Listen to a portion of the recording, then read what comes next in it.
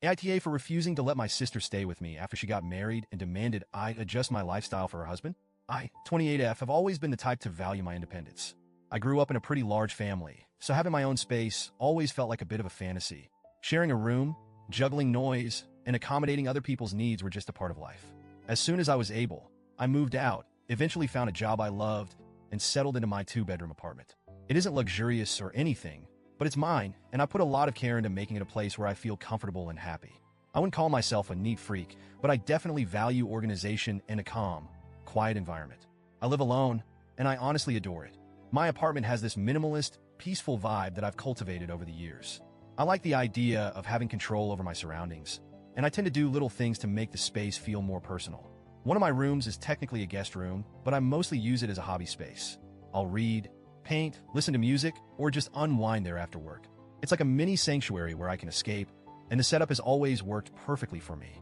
Recently, though, my life has gotten a bit more complicated thanks to my older sister, 30F. She just got married a month ago to her husband, 31M. Let's call them Sarah and John. I was happy for Sarah. She'd been waiting for this moment for a long time. They met, fell in love, and had this whirlwind romance that led to marriage in less than a year. It all happened so fast that I never really got a chance to know John. We've met maybe twice, once at their engagement, and then briefly on their wedding day.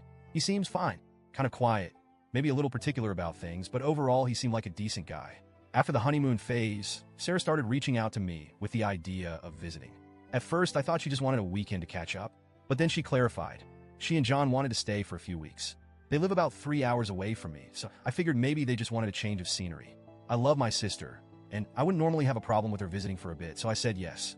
But then the real kicker came. Sarah called me again, and her tone was different. Not hesitant, exactly, but more managerial. She started listing things that I would need to adjust to make the place comfortable for John.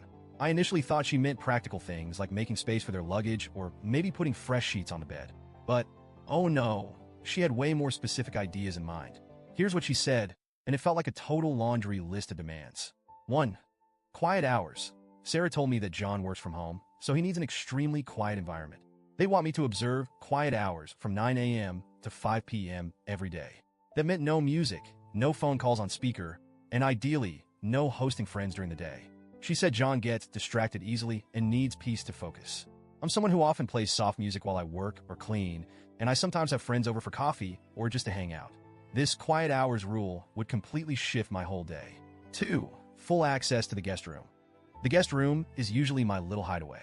I've got art supplies, books, and other things I use to unwind. But apparently, John needs a private space to take his work calls, so Sarah asked if I'd clear it out entirely to make it a proper office for him. When I asked why he couldn't just work in the living room, she said he finds open spaces distracting. She didn't say what I should do with all my stuff, just that I needed to find a temporary storage solution. 3.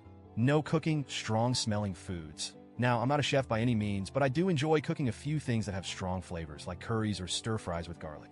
Sarah informed me that John has sensitive taste buds and that the smell of certain foods might bother him. So she asked if I could avoid cooking anything too fragrant, just to be considerate. 4. Making space for their relationship. This part really rubbed me the wrong way. Sarah explained that she and John need quality time in the evenings. She suggested I be mindful about noise after dinner because they need quiet evenings to connect. She also implied that I shouldn't have friends over in the evening because it could intrude on their couple time. Keep in mind, this is my own home, and I'd be expected to tiptoe around because they want to be alone. When Sarah finished talking, I felt like I'd been hit by a truck. She sounded so nonchalant, as if it were totally reasonable to ask me to rearrange my entire lifestyle for them. She framed it as a few small adjustments, but to me, it felt like they'd be taking over my entire space. I'd basically have to walk on eggshells in my own home. I barely even know John, yet I'd be bending over backward to accommodate him. I tried to explain to Sarah that I wasn't comfortable with all these changes. I told her I'd be happy to let them stay if they could compromise a bit. Maybe he could work from the living room instead of the guest room, or maybe they could just stay for a weekend instead of multiple weeks. But she immediately got defensive and accused me of being selfish. You know, family is supposed to help each other, she said. This is only for a few weeks, and it's not like we're asking for the world. When I said that it actually felt like they were asking for a lot, she got mad. She went on a rant about how John is her husband now, and that by extension, he's family, so I should want to help him feel at home. She tried to make me feel guilty for not welcoming him into my life. But to me, it wasn't about not wanting to welcome him. It was about maintaining some boundaries and not letting them completely disrupt my space. The call ended on a sour note, and now I'm left feeling guilty. Maybe I am being too rigid. Maybe I should be more accommodating, given that it's only temporary. But the thing is, I don't want to resent them. I don't want to wake up every morning feeling anxious because I have to tiptoe around my own home for a guy I barely know. I'm scared that if I give in to all her demands, I'll end up feeling so frustrated and uncomfortable that I'll resent them both by the time they leave. It's also making me question how well I really know my sister. She's always been a bit headstrong, but this level of entitlement feels new. I can't tell if it's her new marriage talking or if this is just who she is now. I even wondered if John was putting pressure on her to make these demands, but she seemed so adamant, like she genuinely thought I owed them these accommodations as family. Since our argument, she's barely spoken to me. She's left a few passive-aggressive texts.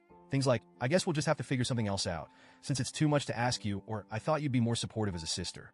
She's even implied that if I can't make these accommodations, she might not bother visiting at all.